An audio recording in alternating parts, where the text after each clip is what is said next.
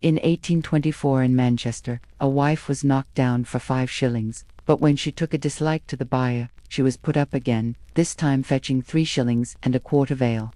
In many cases, the woman's opinion did matter. She could reject buyers she considered unsuitable. But imagine the fear of standing there, being bid on like livestock, knowing your entire future depended on which man in the crowd was willing to pay the most. The practice was especially common in Yorkshire, which accounted for 27 of the 108 documented Victorian-era wife sales. In May 1837, a blacksmith known as G. in Halifax sold his wife for a shilling, bought her back, then resold her to a married man for half a crown. When the wife returned and learned what had happened, she reacted by physically attacking her faithless husband, a detail that strongly suggests she had not consented to any of these transactions. Some sales were elaborate public events that drew huge crowds. In December 1849, in Goole, when a man named Ashton discovered that his wife had run off with her lover while he was in hospital, he hunted them down and staged a public sale. The Yorkshire crowd gathered to watch as the buxom young woman was sold to her paramour for 5 shillings and 9d.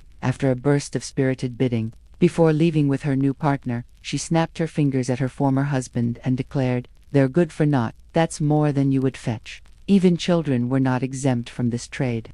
Sometimes wives were sold together with their children, bundled into the price like part of the purchase.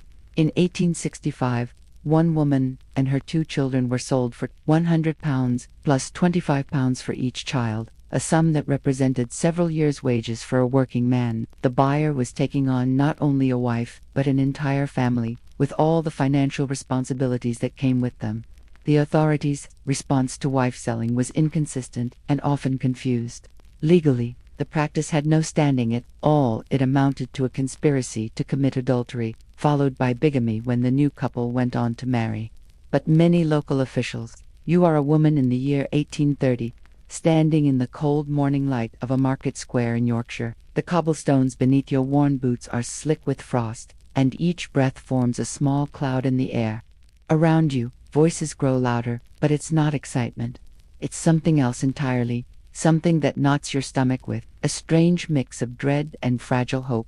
The coarse scratch of rope rubs against your neck, a halter, the same kind used for livestock. Your husband's calloused hand grips the other end. His voice rings out across the square with the confidence of a man used to selling animals. "What am I bid for this fine woman?"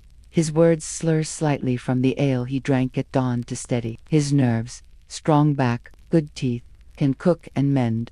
Men in the crowd push forward, their faces a blend of curiosity, calculation, and judgment. A few inspect you the way they would a horse, checking your hands for calluses that prove you can work, studying your face to decide if you're attractive enough to share a bed.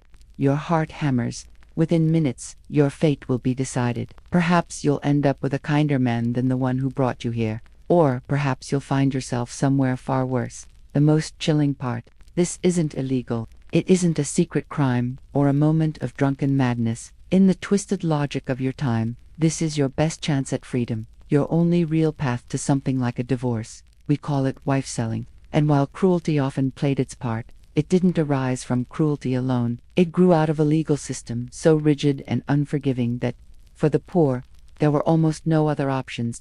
In Victorian England, the legal doctrine of coverture meant that when a woman married, her legal identity effectively disappeared. As Sir William Blackstone wrote in 1753, the very being or legal existence of the woman is suspended during the marriage, or at least is consolidated and incorporated into that of her husband. A wife became what the law called a femme covert, a covered woman, hidden beneath her husband's identity, as if made invisible. Picture Mary Thompson, a fictional but typical working-class woman of the 1820s. Before marriage, she could own property, sign contracts, even take someone to court. But the moment she spoke her vows, her wages belonged to her husband. Any inheritance became his.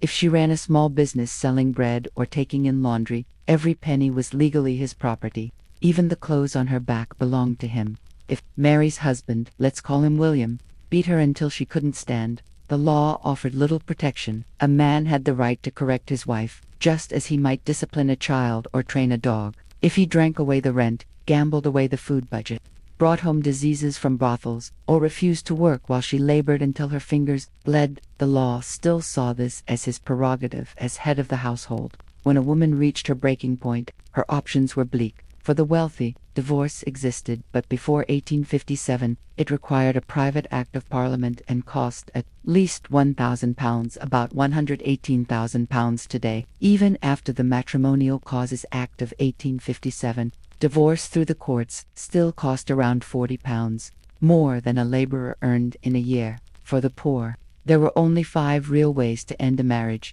mutual separation, both parties agreeing to live apart, but unable to remarry; desertion, one spouse disappearing and hoping never to be found; church court separation, expensive, available only for adultery or life-threatening cruelty, and still no remarriage allowed; death, sadly common in the working class. Wife-selling, the most public, notorious, and desperate option. The practice emerged in the late 17th century, rooted in both necessity and folk belief. If women were legally property, some reasoned, why couldn't that property be transferred? The ritual was both degrading and oddly formal, a strange blend of divorce and remarriage staged in public. It often began with a notice in the local paper, written in the style of a livestock sale. John Smith will sell his wife Mary at Doncaster Market on Tuesday next. She is healthy, strong, and of good character. No reasonable offer refused.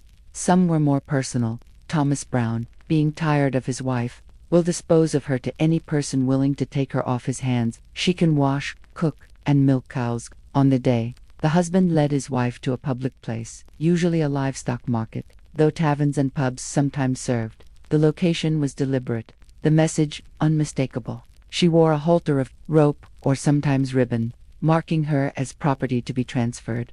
The auctioneer, often the husband, called for bids. "What am I offered for this fine woman? She's 26 years old, can bear children, is excellent at needlework, and has all her teeth." Men pressed closer, examining her like buyers at a horse fair, checking her hands for signs of labor, studying her face for beauty, even asking her to speak, to test her manners. But here's the twist. In many cases, these sales were prearranged. The buyer was often the woman's lover, and the sale served as a form of consensual divorce and remarriage. The humiliation was real, but it made the separation public and, in the minds of all involved, binding. In Brighton, in 1826, a man sold his tidy-looking wife for £5 to a sailor. A newspaper noted she seemed nothing loath to go, and that the transaction was carried out with every appearance of good humor. In Woolcock Market in 1830, a wife sold for 2 shillings and 6pence insisted on proceeding, despite her husband's hesitation. "Let be, you rogue, I will be sold. I want a change." Prices ranged from £100 plus £25 per child, over £18,000 today, to as little as a glass of ale. Most sales were between 2 shillings and 60 and 5 shillings, about £20 to 50 today. But the real point wasn't the money, it was the public witness. Sometimes hundreds turned out to watch. The halter, handed to the new husband, symbolized the transfer. In elaborate cases, written contracts mimicked property deeds, such as one where John Parsons sold his wife Anne to John Tucker with all right, property, claim, services, and demands whatsoever during the term of her natural life. Sales could end with a wedding feast in the nearest pub, paid for by the new husband. In one case, in 1827, church bells rang. For many communities, the event was entertainment, part theater, part court, part carnival, but not all were consensual. In March 1766, a carpenter from Southwark sold his wife in an alehouse. When he sobered and asked her to return, she refused. He later hanged himself in 1824, Manchester. A wife sold for 5 shillings disliked the buyer, so she was put up again and sold for 3 shillings and a quart of ale. Yorkshire was the heartland of the practice, with 27 of the 108 documented Victorian cases. In May 1837, a Halifax blacksmith known as G sold his wife for a shilling, bought her back, then resold her for half a crown. When she learned of it, she beat him soundly, clearly not a willing participant. In December 1849, in Goole, Ashton discovered his wife had eloped while he was in hospital. He found them and staged a public sale, with the crowd watching as she went to her lover for 5 shillings and 9d. After spirited bidding, she left with a snap of her fingers and the words, "They're good for naught." That's more than you would fetch. Children were sometimes included in the sale price. In 1865, a woman and her 2 children were sold for £100 plus £25 for each child, several years' wages for a working man. In 18th and 19th century England, the sale of wives was one of the most bizarre and desperate customs to emerge from the legal straitjacket of marriage law. At a time when divorce was nearly impossible for the poor, and separation required parliamentary approval far beyond the reach of ordinary people, some husbands and wives turned to the public marketplace as a crude substitute for the courts. These sales, though legally meaningless, were staged with enough ritual and formality to convince communities and, sometimes, the participants themselves, that they had real validity. The ceremony followed a familiar pattern. The husband led his wife to market with a rope or halter around her neck, arm, or waist, in full view of friends, neighbors, and strangers, sometimes dozens, sometimes hundreds, who could later testify that she had been formally transferred from one man to another. The halter itself held deep symbolic meaning, and when the sale was complete, it was handed to the new husband as proof of the transaction. This was not mere theater. It was an improvised legal fiction, an attempt to make something binding out of nothing at all. In more elaborate cases, the exchange was sealed with written bills of sale using the language of property transfers. I, John Parsons, for and in consideration of the sum of £6 and 6 shillings in hand paid, do sell, assign, and set over unto John Tooker Ann Parsons, wife of the said John Parsons, with all right, property, claim, services, and demands whatsoever, during the term of the natural life of her, the said Ann Parsons. The ritual often ended in celebration. All parties might go to the nearest pub for a wedding feast at the new husband's expense, and in one case, in 1827, church bells rang to mark the occasion. Crowds, starved for drama, treated the events as public spectacles, a strange blend of theater, legal pantomime, court proceeding, and carnival. Yet not all sales were acts of mutual consent between lovers seeking legitimacy. Some were genuine auctions, with women bid on by strangers.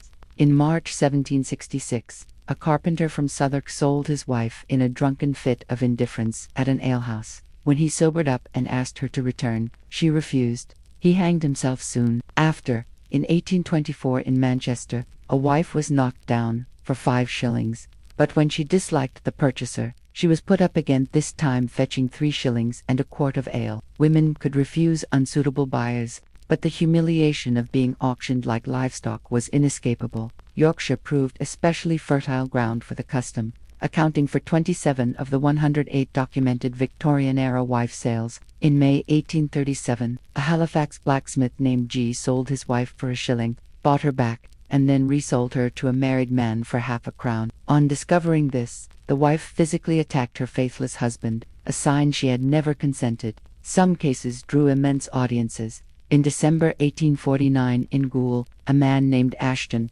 recovering from a hospital stay, learned his wife had eloped with her lover. He tracked them down and staged a public sale. The Yorkshire crowd watched as the buxom young woman was sold to her paramour for 5 shillings and 9 pence after spirited bidding. Before leaving, she snapped her fingers at her ex-husband and declared, "They're good for naught, that's more than you would fetch." Children were not exempt. In 1865, a woman and her 2 children were sold together for £100 plus £25 for each child, a sum representing several years' wages for a working man. Buyers were effectively purchasing entire families, along with the financial responsibilities they entailed. Authorities' responses ranged from bafflement to complicity. In 1819, a magistrate in Ashburn, Derbyshire, tried to stop a sale, only to be pelted and driven away by the crowd. Later, he admitted he was unsure whether he had any legal right to prevent it, noting that the practice rests upon a custom preserved by the people, of which perhaps it would be dangerous to deprive them by any law. Some officials even encouraged it. Poor law commissioners, charged with supporting the destitute, sometimes required husbands to sell their wives rather than burden the parish with maintaining separated families. One stark example came in 1814, when Henry Cook was ordered by the Effingham workhouse authorities to sell his wife rather than have the parish support her and her child. She was taken to Cudden Market, sold for 1 shilling, and the parish even paid for her journey and a wedding dinner. Art. The symbolism of holding these events in a market could not be missed. These were the same places where cattle horses, and goods changed hands. In the markets where property was bought and sold, people often gathered to witness deals. By choosing these busy, public locations, the participants in wife sales were putting their private troubles on display in the most open commercial space they could find. They wanted the community to see and confirm what the law itself refused to acknowledge, but the meaning went beyond the choice of location. The rope or halter placed around the woman's neck made clear what the law only hinted at, that wives were treated as property, no different from farm animals. In some cases, women were even priced by weight, exactly like livestock. This was not a figure of speech. It was a direct and logical result of the legal rules of the time. The custom started to fade during the 1840s as public attitudes changed, and divorce became a little easier to obtain. Newspapers began to condemn the practice, calling these sales disgusting and disgraceful scenes. The growing middle class, increasingly uneasy with what they saw as crude and shameful working-class behavior, pushed authorities to prosecute those involved. By the 1850s, more sales took place in private, using legal deeds instead of public auctions. This allowed participants to maintain the appearance of legality while avoiding the humiliation of public spectacle. Religious and social reformers also tried to end the tradition. The Salvation Army and other evangelical groups preached against it. Yet the old habits proved hard to erase. In 1889, in Hucknall, Nottinghamshire, a member of the Salvation Army himself sold his wife for a single shilling. Even reformers could not entirely escape the practical realities that had once made wife selling an accepted, if controversial, way of ending a marriage. Selling a wife often seemed like the only practical solution to situations that felt impossible. The last recorded case of wife selling in England took place in 1913, when a woman testified in a leaded police court that her husband had sold her to one of his workmates for £1. By that time, the practice was already a relic, kept alive more by habit, tradition, and desperation than by any real belief that it was legitimate. The real horror of wife selling was not simply the act itself, but what it revealed about the society that allowed it to exist. This was not a brutal custom from some far-off barbaric land. It was a calculated, if disturbing, response created by rational people living inside an irrational legal system. When the law offers no relief for an unbearable situation, people invent their own solutions, no matter how crude or degrading those solutions may be. The women who stood in those market squares, with halters around their necks, were not just victims of cruel husbands, they were also victims of a legal system that refused to see them as full human beings. Legally, they existed as little more than extensions of their husbands, but in reality, they had to find ways to survive, escape violence, or search for some measure of happiness. For some, wife selling became that escape route, humiliating as it was to be auctioned off like livestock. The ritual offered something the law did not, a second chance. For just a few shillings, and at the cost of their dignity, they could legally become another man's property. And, sometimes, if fortune was on their side, that man might treat them as a person rather than a possession. The crowds who gathered to watch these sales were not always there simply for entertainment, or out of idle curiosity. Many came because they understood, at least on some level, that they were witnessing a desperate bargain, one born from the failure of the very laws meant to protect families. Entertainment was certainly part of the draw, but it wasn't the whole story. These events also served as a community's way of dealing with problems that the law either could not or would not address. By showing up, the crowd became part of a kind of rough justice, a public airing of matters that official law kept behind closed doors. Arthur Muni once described witnessing what he called the fine old custom. In a village in North Yorkshire in February 1860, an elderly man sold his much younger wife to a middle-aged buyer for 18 pence. The buyer later said he had thought carefully before making his bid, and had concluded that the act was both proper and lawful. But the local villagers saw things differently. They expressed their disapproval by burning an effigy of the couple on the village green, showing that even in places where wife-selling still happened, it could be deeply controversial and morally troubling. The tradition also crossed social class boundaries more than many Victorian middle-class writers cared to admit. For example, the Duke of Chandos was said to have bought his second wife from an ostler around 1740, paying half a crown for a woman who had been beaten by her innkeeper husband. The Duke later arranged for her education, and after her first husband died, married her himself, died, and by all accounts they went on to live happily together. On her deathbed, she addressed her household, recounting her own history and sharing a heartfelt moral about trusting in Providence. Her words suggest that, in rare cases, even an aristocratic wife's sale could lead to real affection and mutual respect. Stories like this complicate how we understand wife selling. Yes, it was degrading and humiliating. Yes, it reduced women to property in the most literal sense. But in its own twisted way, it could also serve as a form of liberation, an escape from marriages that might otherwise have meant a lifetime of misery or even death. Historical evidence shows that many wives took an active role in arranging their own sales. In Plymouth in 1822, for instance, a woman gave her agent the money to buy her out of her marriage. In other documented cases, wives insisted that the sale go ahead even when their husbands began to hesitate.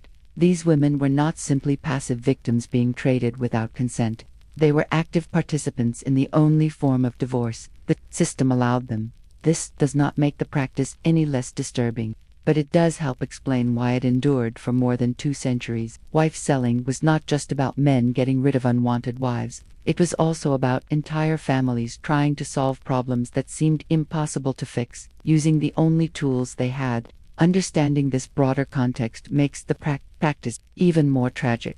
This was a time when a working man might earn only 10 shillings a week, when entire families often lived in a single room without running water, and when children as young as 6 labored in factories for 12 hours a day. Life for the poor was harsh, short, and full of limitations. For the wealthy, marriage could mean companionship, influence, and social advancement. For the poor, it was more often an economic arrangement, and when that arrangement broke down, the consequences could be devastating. A husband might drink away the household's income. A wife might be unable to have children. Violence could turn home life into daily torment. In such cases, there were few options. The church could offer moral advice, but no real escape. The law could punish, but it could not help. Only the rough justice of a community-approved wife sale provided a possible way out. Newspaper reports on these events, mostly written by myth-buffer journalists for middle-class readers, were heavy with condescension and moral outrage. They portrayed the sellers and buyers as coarse and degraded, and the crowds as savage and voyeuristic. Yet, if we read between the lines, we can see stories of desperate people doing their best to make impossible choices with whatever dignity they could hold on to. From our modern point of view, it is easy to see only the cruelty and humiliation. The image of a woman with a rope around her neck, auctioned off like livestock, stands as one of the clearest symbols of female oppression, and it was exactly that. But it was also something more. It was a community's attempt to create justice where the law had none. It was the way desperate people claimed some measure of agency in a system built to deny them choices. It was rough, imperfect, and often cruel, but for the poor, it was the only form of divorce they had. The practice disappeared not because society suddenly became more enlightened about women's rights, but because divorce slowly became more attainable and because shifting economic conditions gave women alternatives. The Married Women's Property Acts of 1870 and 1882 began to erode the old system of coverture, allowing wives to keep their own earnings and inherit property. Step by step, very slowly, the law started to acknowledge that women were people, not possessions.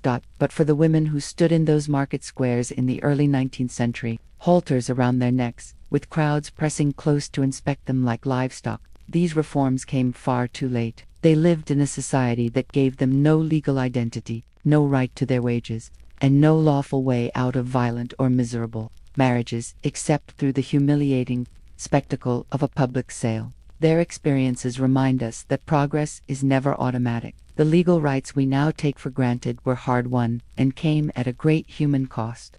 They show us that when official systems fail to deliver justice, people will invent their own forms of it, however crude, flawed, or morally questionable. So, as you sit in the comfort of modern life, with the legal right to divorce, the ability to own property, and the recognition of your full humanity under the law, remember the women who purchased their freedom for a few shillings, and for the price of their dignity in the markets of Victorian England. Remember that the rights you enjoy today were built on the suffering of women who had no choice but to stand tethered before a crowd, hoping that someone, anyone, might treat them with more kindness than the law ever did. The last echoes of those market square auctions ended more than a century ago, Yet they still leave us with uncomfortable questions about the systems we create and the people those systems fail. They remind us that behind every disturbing historical custom are human stories of survival, desperation, and the relentless search for something better, even when finding it comes at an almost unbearable cost. The brutality of wife selling becomes even more vivid when we look closely at the mechanics of how these auctions actually took place. Imagine yourself standing in that market square, not as the seller or the buyer, but as one of the crowd. The morning mist still clings to the cobblestones, and the air smells like a livestock market, hay manure, and the faint metallic tang of fear that animals give off when they sense their fate. But today, that fear does not come from animals. The woman standing on the crude wooden platform is not cattle or sheep. She is someone's daughter, someone's mother, someone's sister. Her name might have been Elizabeth, or Sarah, or Mary, names now mostly lost, surviving only in fading newspaper reports and court records. She is 28 years old, perhaps with hands hardened by years of work and a face that might once have been pretty. Before poverty and hard living etched deep lines around her eyes, the halter around her neck is no ornament. It is a thick rope, the sort used to lead a horse, and it scrapes her skin with every small movement. Her husband, soon to be her former husband, grips the other end tightly, the way one might hold on to an animal about to be handed over to its next owner, holding the rope with the casual grip of a man who has done this before, though his hands trembled slightly from the morning ale he drank to steady his nerves. "Come now, gentlemen," he calls out, his voice carrying across the square with the confidence of someone who knows how to command a crowd. "What will you give for this fine piece of woman flesh? She's strong as an ox, can work 16 hours without complaint, and she's got all her teeth." With rough, calloused fingers, he pries open her mouth and tilts her head toward the onlookers, showing her teeth the way a horse trader might display a mare to a buyer. The men in the crowd lean in, their breath visible in the cold air. Their expressions are not cruel. They are the calculating looks of farmers, laborers, and tradesmen, men used to weighing cost against usefulness. They know value when they see it, and here they are, measuring it in human form. Some check her hands, looking for the calluses that prove she can work hard. Others study the curve of her hips, judging whether she might bear children. A few take in her face, deciding if she would be pleasant enough company in a bed on a winter's night. One man, a blacksmith by the look of his soot-stained apron, steps forward. He pinches her arm, testing the firmness of the flesh beneath her worn dress. "She's a bit thin," he remarks, almost to himself, as though appraising a workhorse might not last through a hard winter. The blacksmith says, matter-of-factly, "What's her temperament like? Is she prone to fits or melancholy?" "Sweet as a lamb when treated right," the husband answers without hesitation. Never raises her voice, does exactly as she's told. Good with children too, raised 3 of her own without losing a one to fever. But the woman's eyes tell a different story. There's a sharpness in them, a quiet, calculating intelligence that contradicts the picture of docility. He's painting. Her lips are pressed into a thin, controlled line, and though her wrists are bound, her knuckles are white from the force of her clenched fists. She is not the helpless victim this scene might suggest. She is a player in a performance, a drama that could be her only route to freedom. The bidding starts cautiously. 2 shillings, calls out a cattle dealer, more as a test than a serious offer. The amount draws snorts of amusement, barely enough for a decent meal. 2 and 6, says a young farmer, his cheeks flushed, whether from the cold or his own nervous excitement. He's perhaps 25, awkward, and clearly inexperienced with women. To him, this is a rare opportunity, the chance to acquire a ready-made household in a single transaction. The woman glances at him quickly, weighing his character. Is he cruel? Does he drink? Would he strike her on Saturday nights when the ale turns mean? In seconds, she is calculating the possible shape of the rest of her life. 3 shillings, calls a voice from the back, a voice she knows instantly. Thomas Miller, a widower who has been meeting her in secret for months. Relief floods her face so quickly that a few in the crowd exchanged knowing looks. This is no random auction. This is a carefully staged show to give legal cover to a decision already made. But the young farmer doesn't see the script. 4 shillings, he calls, grinning, and then, almost as an afterthought, and I'll throw in a pig. Now her expression shifts to real fear. This is not part of the arrangement. Miller's brow darkens. He steps forward and says, with deliberate weight, 5 shillings.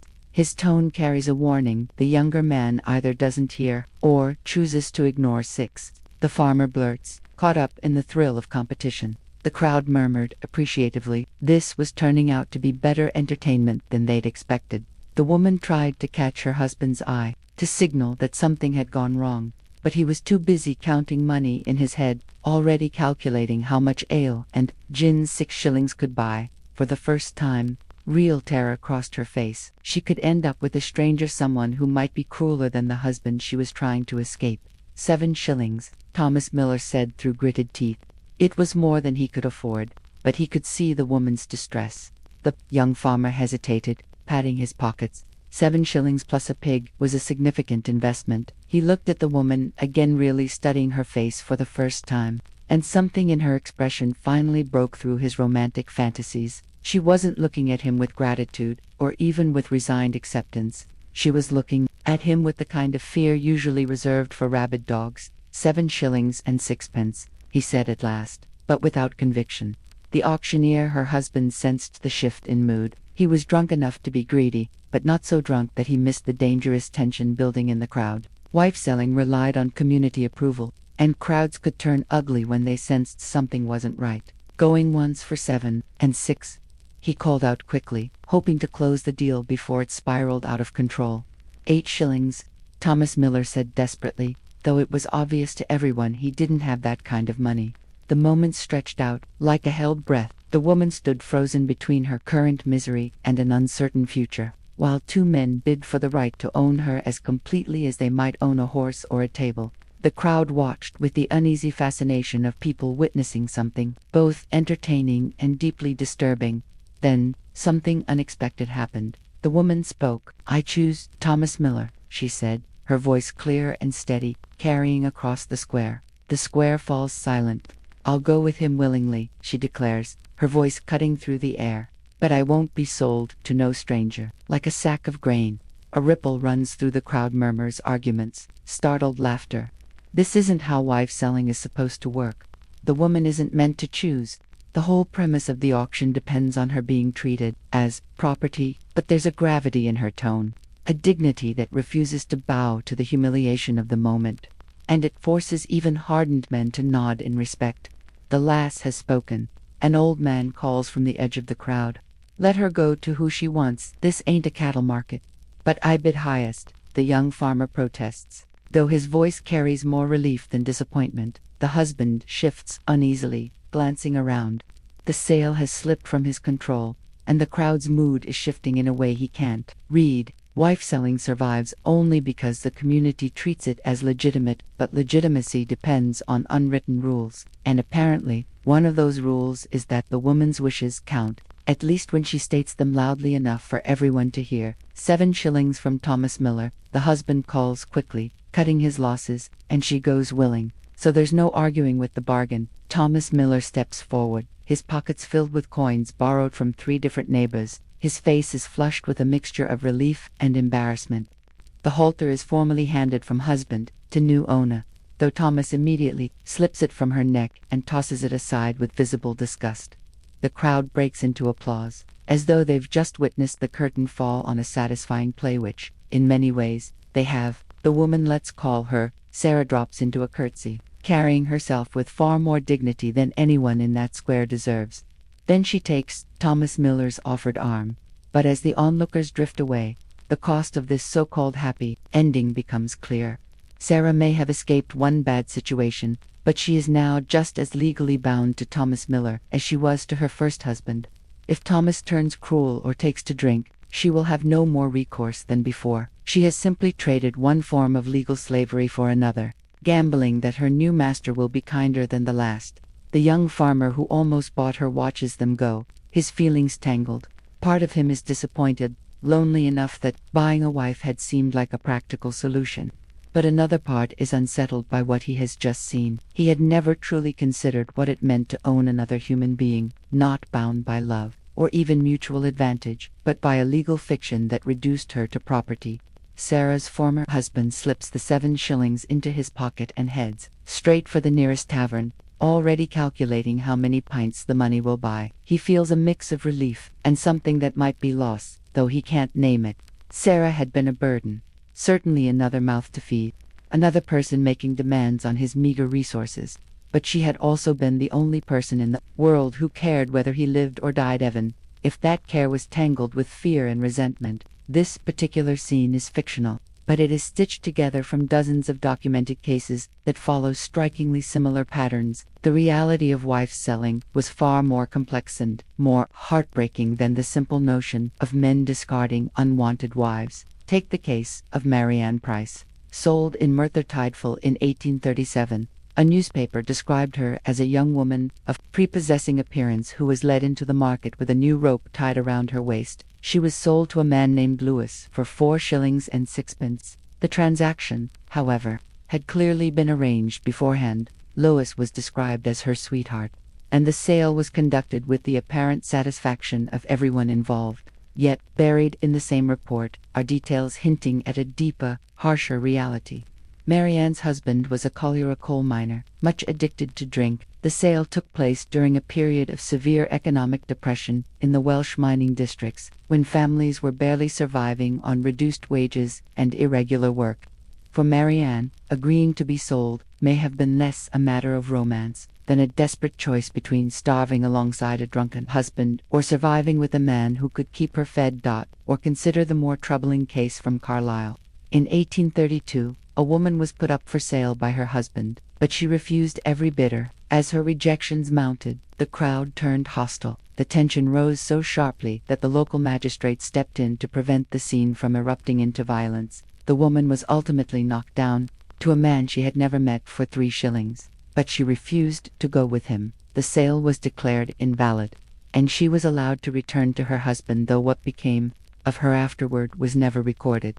Cases like this reveal the fundamental contradiction at the heart of wife selling. The practice relied on a legal fiction that women were property, transferable at will, yet it also required the wife's apparent consent for the transaction to be accepted by the community. A wife who was obviously being sold against her will often provoked sympathy, and sometimes direct intervention, from crowds who might otherwise relish the spectacle. The geography of wife selling speaks volumes about the social and economic conditions that made it seem necessary. Yorkshire, with its mix of industrial towns and rural poverty, produced the highest number of documented cases. The practice was far less common in the more prosperous south, and almost unknown in Scotland, where distinct legal traditions offered other options for unhappy couples. In the industrial north, where traditional social structures were breaking apart under the pressures of rapid economic change, wife selling functioned as an adaptation, an old custom reshaped to fit new circumstances. Factory work meant that families were no longer cohesive economic units working together on farms. Husbands and wives might labor in entirely different trades, keep different hours, and develop separate social networks. When such marriages collapsed under these pressures, traditional remedies such as mediation by family or intervention by the community were no longer as accessible. And always, the halter remained. Its symbolism made the connection between wife selling and livestock trading painfully clear. The woman, as a commodity, led to market like an animal, her value negotiated in shillings and pence. But the halter was more than a crude symbol. It had a practical legal function. Under English common law, there were several ways to transfer property, and one of the oldest was the physical handing over of goods, a process known as livery of season. By using a halter and holding the sale in a marketplace, the participants were consciously invoking legal traditions that stretched back to medieval times.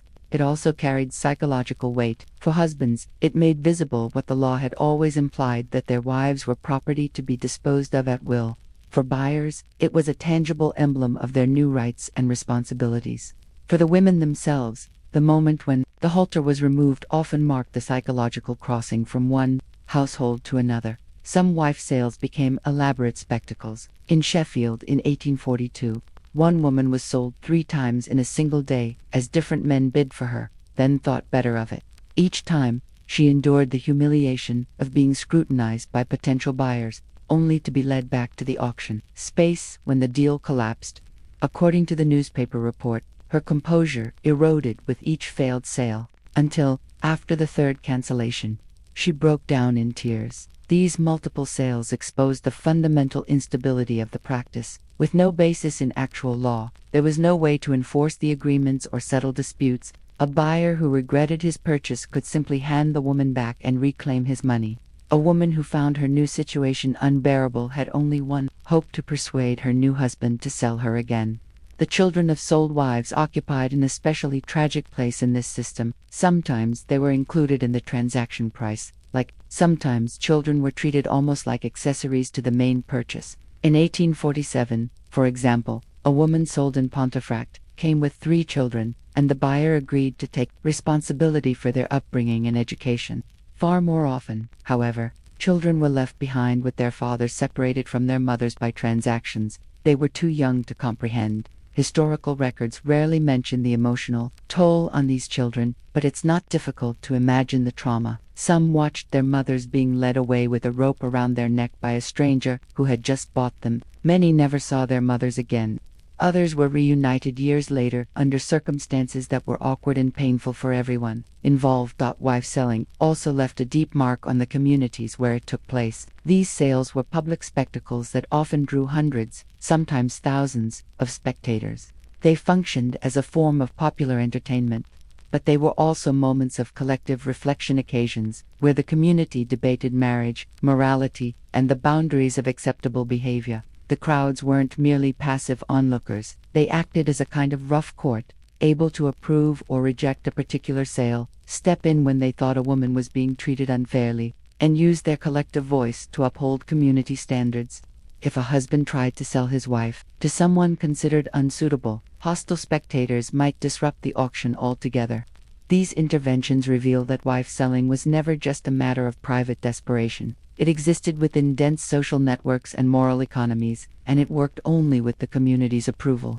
That approval, however, depended on unspoken rules, fairness, consent, and at least a semblance of respectability. By the mid-19th century, the social standing of wife selling had collapsed. Its decline reflected larger shifts in British society, where ideas about marriage, gender, and morality were changing rapidly. The growing middle class, prizing domestic privacy and moral respectability, became increasingly uneasy with public displays of working-class marital breakdown. Newspapers began to describe wife sales as disgusting exhibitions and brutal spectacles, language that reflected the era's class anxieties. At a time when industrial capitalism was sharpening the divide between what was considered respectable and what was not, religious revival movements also helped suppress the practice. Evangelical Christianity, with its emphasis on the sanctity of marriage and the moral reform of the working classes, regarded wife selling as a sign of spiritual decay that had to be stamped out. Methodist and Baptist preachers regularly denounced the custom from their pulpits, though their ability to change behavior was limited. The legal system's response was slow and inconsistent.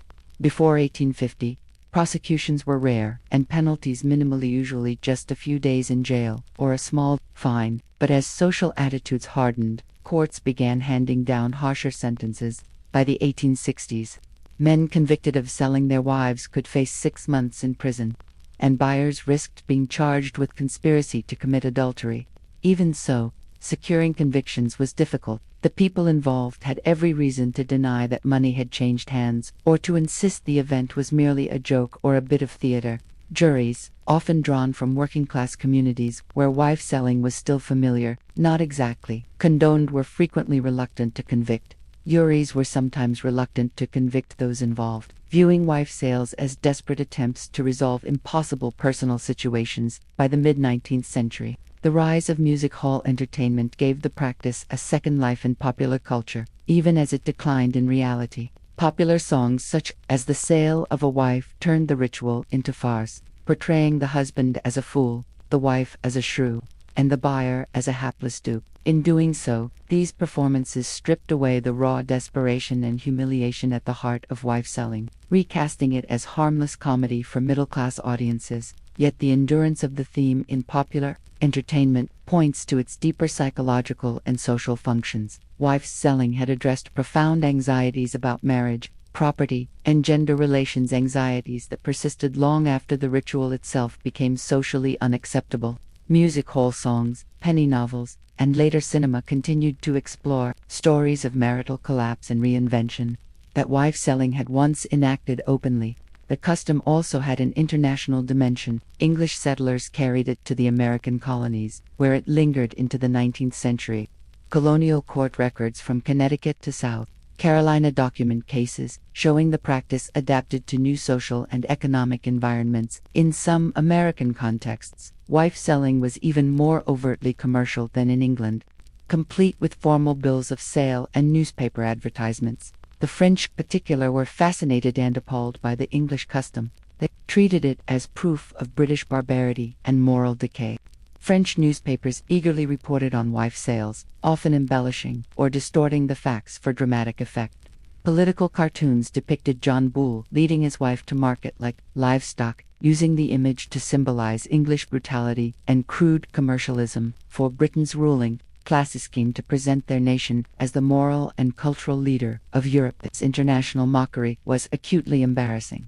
The notion that Englishmen routinely sold their wives like livestock clashed sharply with the rising Victorian ideals of domestic respectability and female virtue. For a society that prided itself on moral progress, the practice was an embarrassment.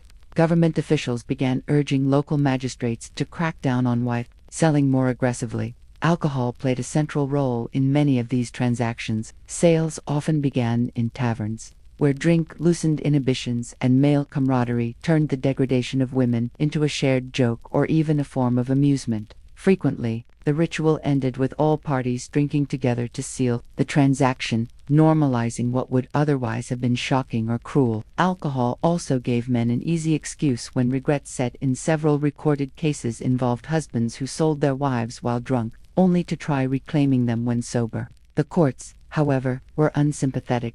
They treated wife sales as binding contracts, regardless of the seller's level of intoxication. The economic logic behind wife selling becomes clearer when viewed alongside other working-class survival strategies. In communities plagued by chronic unemployment and meager wages, marriage was rarely just a romantic union, it was an economic partnership. Women needed male protection and financial support. Men relied on women's domestic labor and child care.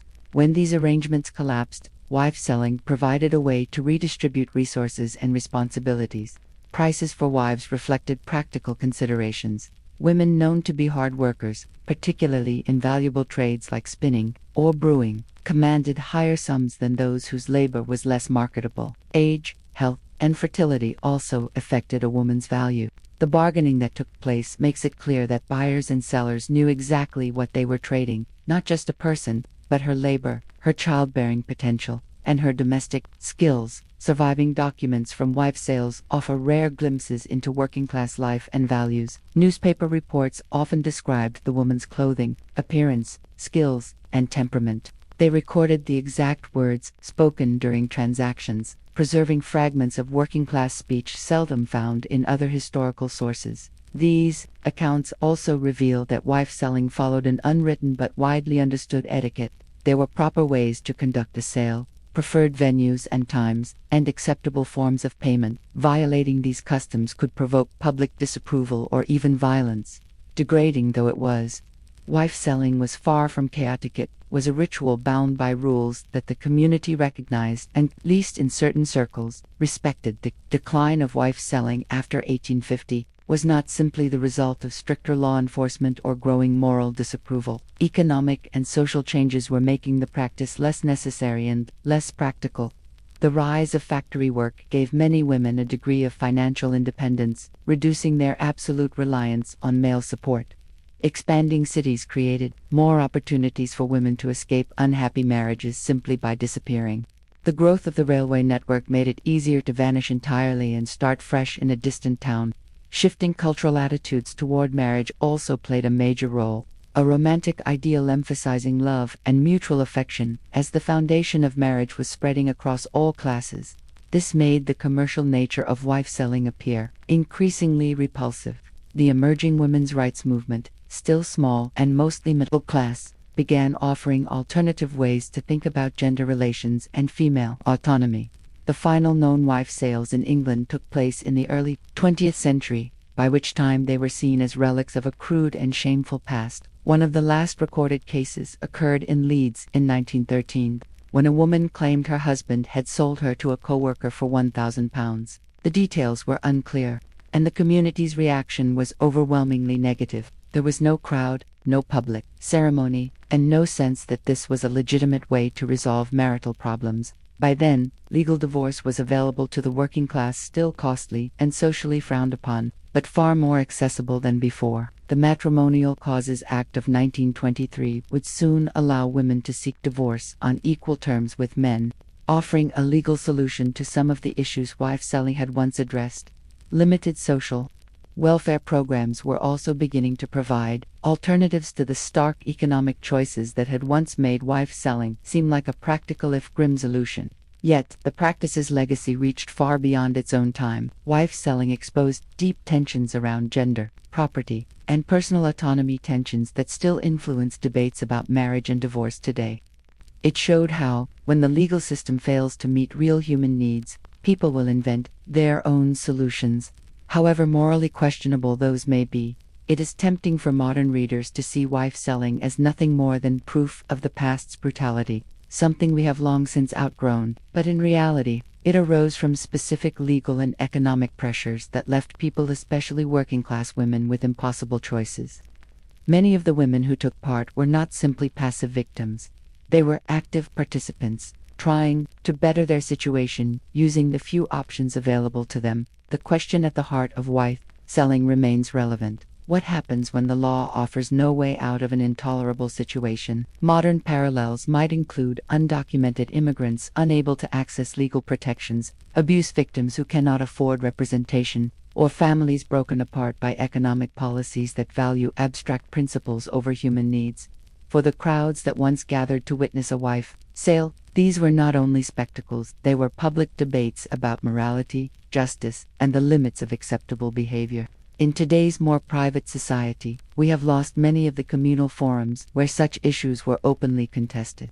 But the tragedies that drove people to such desperate measures have not disappeared. As we close this exploration of one of history's most disturbing customs, we return to the market square where our story began. The woman with the halter around her neck, standing on a platform while strangers bid for the right to claim her, represents thousands of women who faced impossible choices in a system designed to strip them of agency. Some found a measure of happiness in their new arrangements, genuine affection with partners who treated them as people rather than property.